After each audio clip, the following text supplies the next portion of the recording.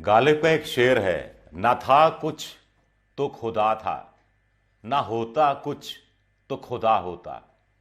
ना था कुछ तो खुदा था, ना होता कुछ तो खुदा होता। डुबोया मुझको होने ने, ना होता मैं तो क्या होता।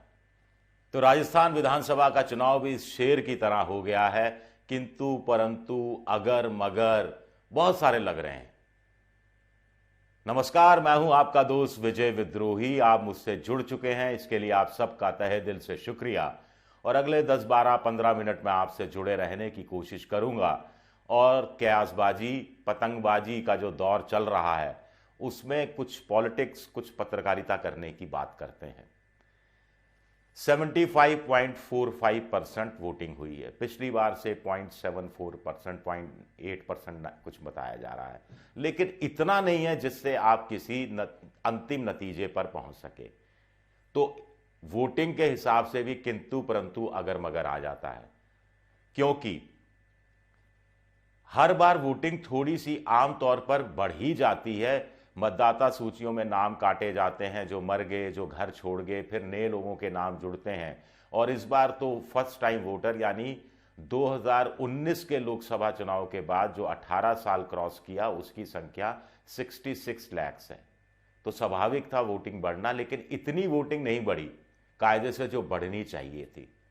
लेकिन शादियां थी, 50,000 से ज्यादा शादियां थी, इसके बावजूद इतनी वोटिंग हो गई पिछली बार से ज्यादा। इसका मतलब कुछ तो है। क्या है, डिकोड करेंगे। लेकिन पहले बता दें कि पहली चीज सीडी 2023 के पुरुष 74.53, महिलाएं 74.72।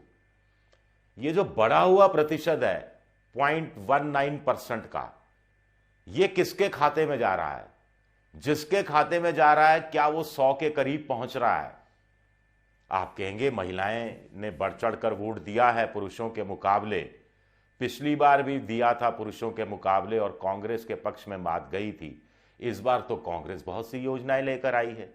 चिरंजीवी योजनाएं महिलाओं को सीधा सीधा प्रभावित करती हैं। ओपीएस महिलाओं को प्रभावित करता है। आखिर पति की बढ़ी हुई पेंशन होगी तो महिला ही कुछ आज़ादी से खरीदारी कर सकेगी, खुले हाथ से। फिर 10,000 महिलाओं को देने का वादा, मुखिया को स्मार्टफोन, जिनको नहीं मिला उनको भी देने का वादा, तमाम तरह की योजनाएं हैं। और कुछ जगह तो महिलाओं ने सामूहिक रूप से जाकर वोट दिया है। गांव में महिला वोटरों की लंबी लाइनें खड़ी दिखाई दी हैं। तो अगर ये कांग्रेस के खाते में गई तो फिर कांग्रेस को 100 का आंकड़ा या 100 के आसपास लाने से कौन रोक सकता है? लेकिन एक काउंटर है।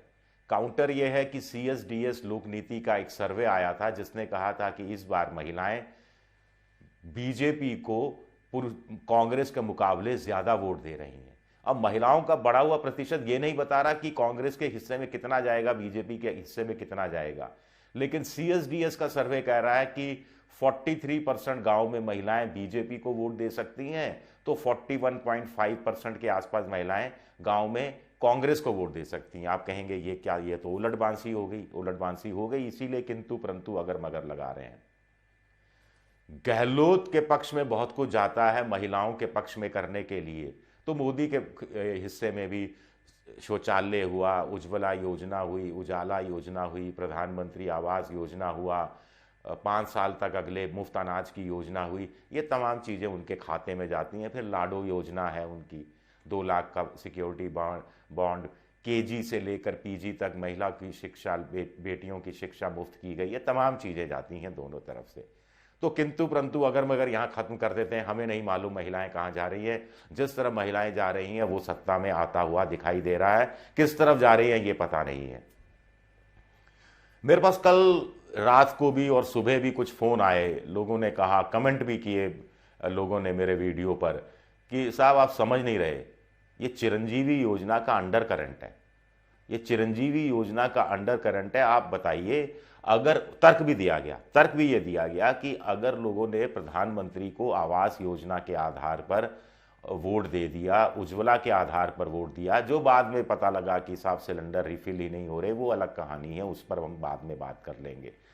तो फिर ऐसे में जो चिरंजीवी योजना के तहत मुफ्त इलाज हो गया, बच्चों का हो गया, खांसी जुकाम, बूढ़ों का हो गया, छोटी से छोटी बीमारी हो जाए, डॉक्टर के पास जाना, डॉक्टर की फीस देना, दवा खरीदना, और तमाम चीज़ों में आजकल आराम से 500, 600, 1000 रुपया, और फिर टेस्ट कराना तो और 1000, 2000, 3000 रुपया, तो मामूली सी बीमारी पर खर्च हो जाता है। और इसमें मुफ्त जांच, मुफ्त इलाज, मुफ्त सारी व्यवस्था। चलिए मान लीजिए हमने 25 लाख रुपए किसी को नहीं मिले, 50 लाख का वादा भी शिगुफा है, मान लिया, जुमला है, लेकिन जिन लोगों को 1000, 2000, 3000 का फायदा हुआ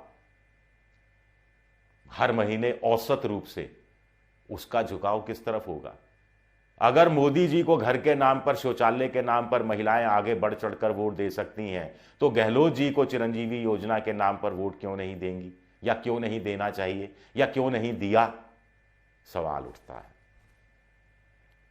आगे चलते हैं, किंतु परंतु अगर मगर के हिसाब से। मैं आपको थोड़ा कंफ्यूज कर रहा हूं, और क्योंकि मैं खुद कंफ्यूज हूं। सर्वे आ रहे हैं, राजस्थान को जितने लेकर सर्वे आए, उसमें ज्यादातर में बीजेपी की सरकार बनती हुई दिखाई दी। एक दो सर्वे में ठीक ठाक ढंग से बनती हुई दिखाई दी, कुछ सर्वों में मुश्किल से बनती हुई दिखाई दी। एक आध कोई अपवाद स्वरूप सर्वे था जिसमें कांग्रेस को 100 छूता हुआ दिखाई दिया, नहीं तो कुछ सर्वे त्रिशंकु विधानसभा की तरफ भी इशारा कर रहे हैं।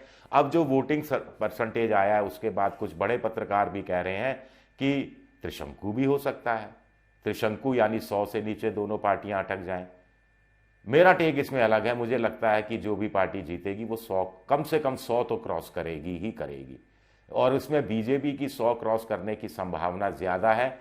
क्योंकि मेरा एकमात्र तर्क ये है, दो तर्क हैं वैसे, एक तर्क मैं आपको बता दूं। मेरा तर्क ये है सिंपल सा, कि कांग्रेस जब जब विपक्ष में थी और सत्ता में आई तो 100 क्रॉस नहीं कर पाई। पिछली बार भी 99 पर अटक गई थी, उससे पहले 96 पर अटक गई थी। लेकिन बीजेपी जब जब सत्ता में आई, एक बार 120 लेकर गई, एक बार 156 लेकर गई।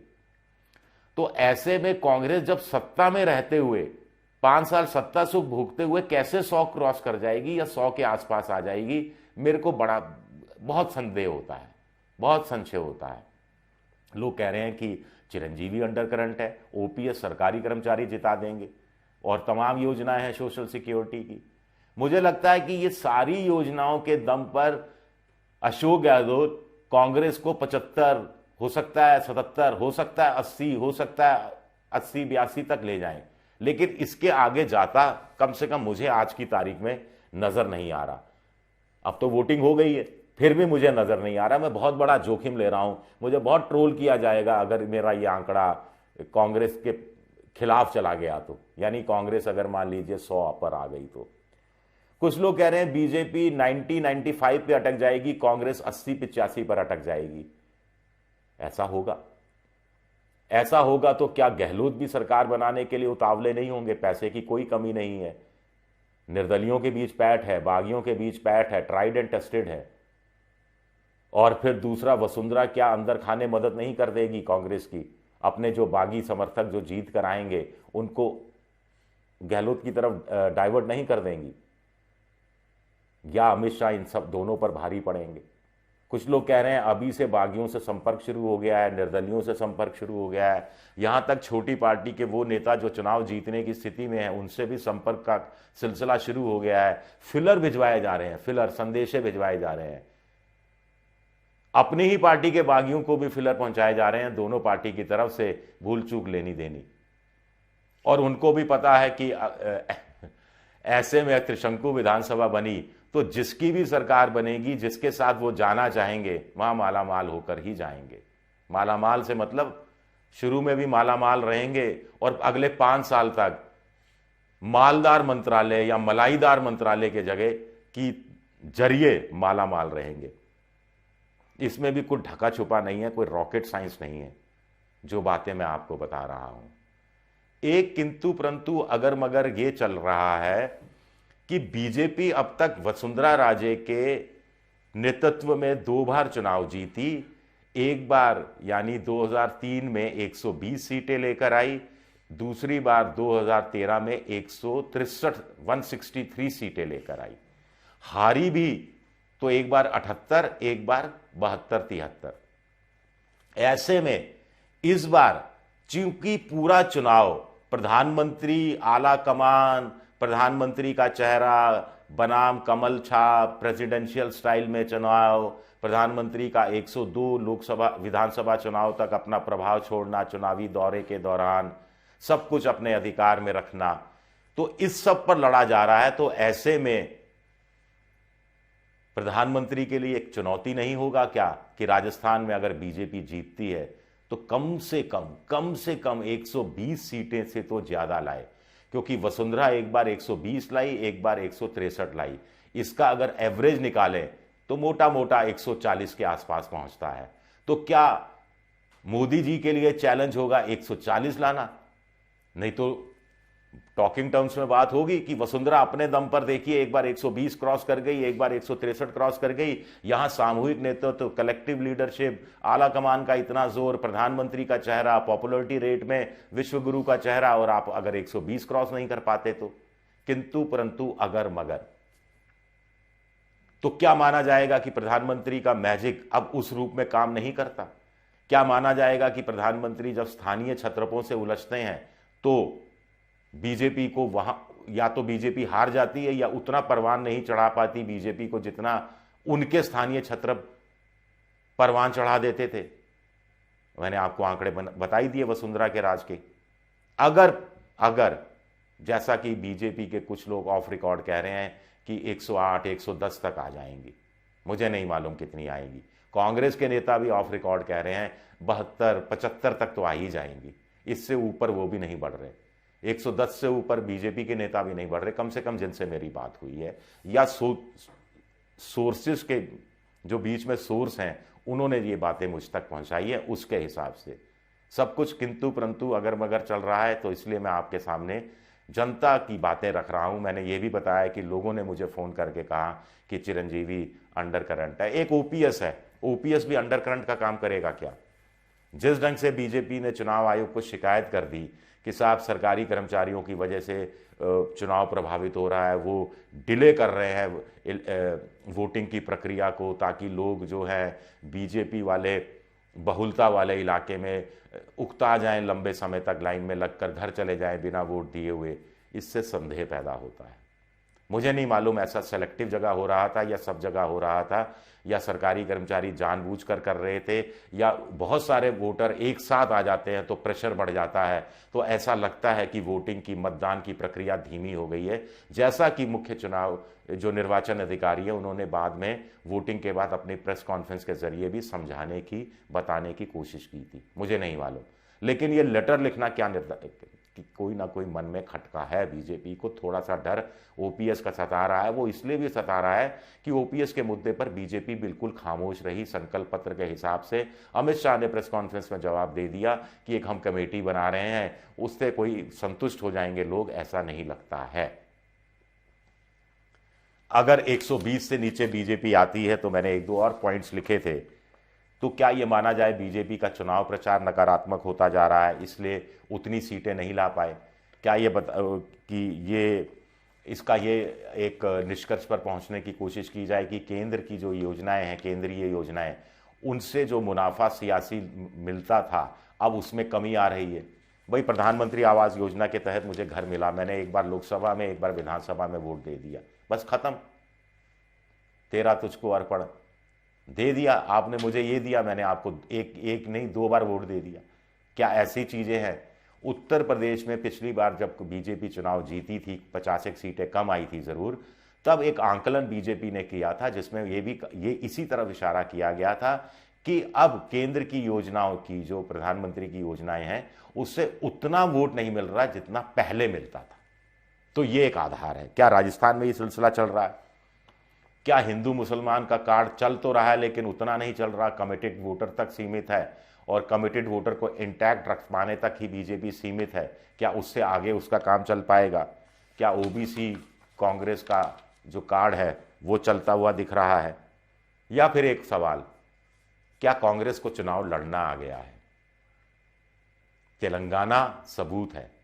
तेलंगाना में आप मानकर चलिए आज की तारीख में बिल्कुल साफ है कांग्रेस चुनाव जीत रही है। छत्तीसगढ़ में चुनाव जीत रही है, मध्य प्रदेश में भी कहा जा रहा है कि कसा हुआ चुनाव है। लेकिन मेरी एक सिंपल सी थ्योरी है, बहुत सिंपल थ्योरी है, इस पर मैं आगे कभी बात करूंगा कि अगर बीजेपी मध्य प्रदेश जीत रही है तो राजस्थान में कांग्रेस जीत रही है, अगर बीजेपी मध्य प्रदेश में हार रही है तो राजस्थान में कांग्रेस हार रही है। क्यों मैं ये कह रहा हूं, ये कोरिलेशन क्या है, इस पर मैं कभी आगे बात करूंगा। लेकिन किंतु परंतु अगर मगर के सिलसिले को आगे बढ़ाते हुए हिमाचल का चुनाव जैसे बीजेपी के खिलाफ कांग्रेस जीती, कर्नाटक का चुनाव जीती और दूसरी जगह भी चुनाव जीतती है, तो क्या यह कहा जाएगा कि कांग्रेस को अब चुनाव लड़ना आ गया है, अपने दम पर लड़ना आ गया है? और प्रधानमंत्री को भी विधानसभा चुनाव में बहुत भारी अपोजिशन पार्टी, खासतौर से कांग्रेस को, पहले हम अरविंद केजरीवाल का भी देख चुके, ममता का भी देख चुके, बहुत प्रतिरोध सहना पड़ रहा है। अंत में जो दिमाग में आपके भी आ रहा है, जो मेरे भी आ रहा है, राजस्थान के संदर्भ में नहीं, 2024 के संदर्भ में, तो ऐसे में फिर 2024 का चुनाव क्या थोड़ा सा टफ होता जा रहा है उस पार्टी के लिए जो पिछले 10 साल से सत्ता में है। खैर, राजस्थान के चुनाव के नतीजों का बेसब्री से इंतजार रहेगा।